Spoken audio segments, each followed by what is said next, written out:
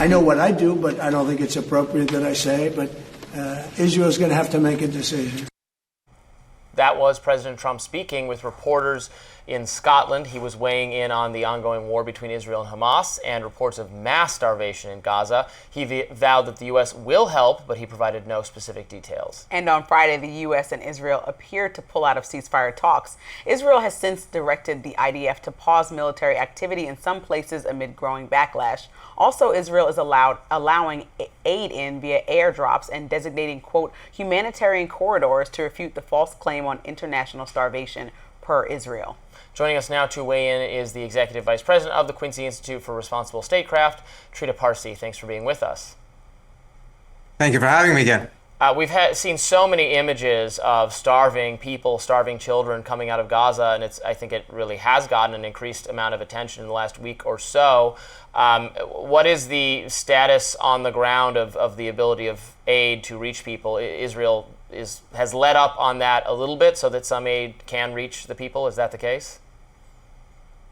It is, but I think we should be very clear about what's happening now, what's been going on for more than a year and a half now, which is the Israelis are systematically moving towards starvation, man-made famine, ethnic cleansing. Whenever the international reaction ends up becoming a little bit too strong, which, at the end of the day is never strong enough, the Israelis let up a little bit to diffuse that tension, or they start a war or something else in order to divert attention, and then we're back at it. And I think when it comes to starvation, I think we have to be very clear about something. Once the level of lack of food reaches a specific point, then it proceeds exponentially. So within the next couple of days, we may actually have mass starvation and thousands of people dying. Letting food in and at a very limited level at this point may make a good PR stunt for the Israelis, but it actually will not do much to reverse the course of the starvation that the Israelis have manufactured, meaning that a point of no return may already have been reached, and as a result, whatever the Israelis will be letting in right now will not change that. And it may actually be that is precisely why they're letting it right now, because they know that they have passed the point of no return.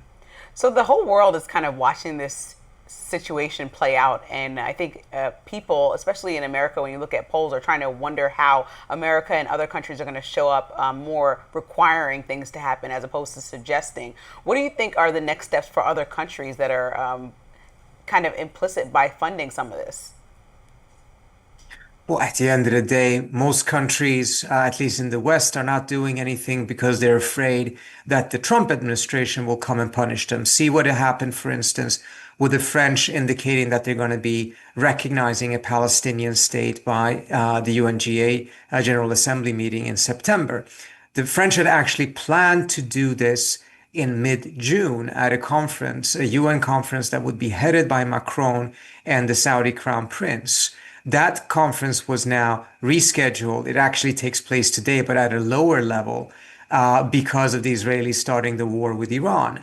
And then the United States, also the Trump administration, came out and condemned the conference. I mean, this is a UN conference aimed at establishing a two-state solution, trying to get some sort of a pathway towards finding a peace in this troubled region and ending this slaughter.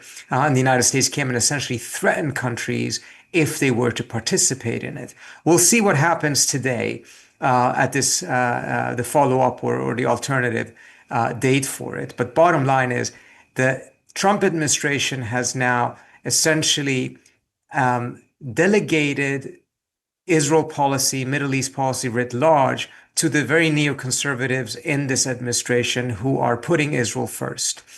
Trump seems to have lost interest in it, and as a result is deferring to them, and they're pursuing a policy not terribly different from what the Biden administration did, but at a much, much more aggressive pace than what happened back then. So we're back to square one, essentially, but worse.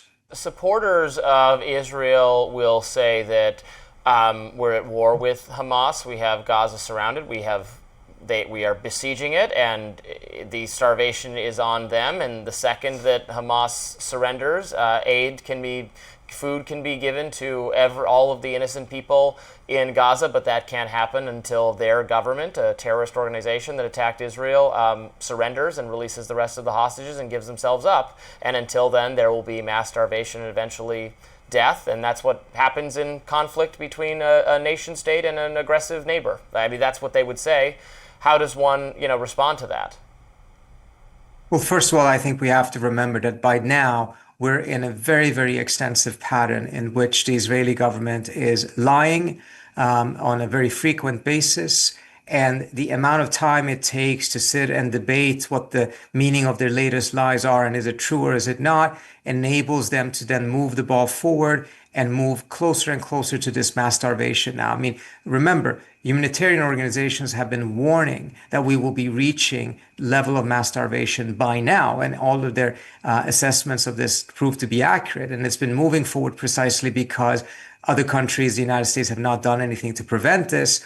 And the Israelis are winning time by constantly throwing out these different lies. Remember, the other thing that they're saying right now is that it's the UN's fault. It is the UN that is starving the people in Gaza. I mean, it's reached a point of ridiculousness that it's really silly to engage many of these different talking points because it's so clear that they're obviously lying. In the case of starvation, first of all, I think it's very important to keep in mind, it doesn't matter what the government in Gaza, which doesn't essentially exist at this point, starvation is never an approved method of warfare. The Israelis do not care about the hostages. At least the government does not care about the hostages. We've heard this lie over and over again. If they just did this, if they just released the hostages, we would stop bombing.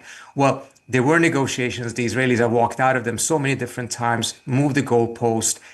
Netanyahu is openly accused inside of Israel of not wanting to release the hostages because he does not want to end the war. If he ends the war, he knows that his political career likely will come to an end because of legal problems that he has. This is at this point even reported in the New York Times, but it's been openly discussed in Israel and elsewhere for quite some time.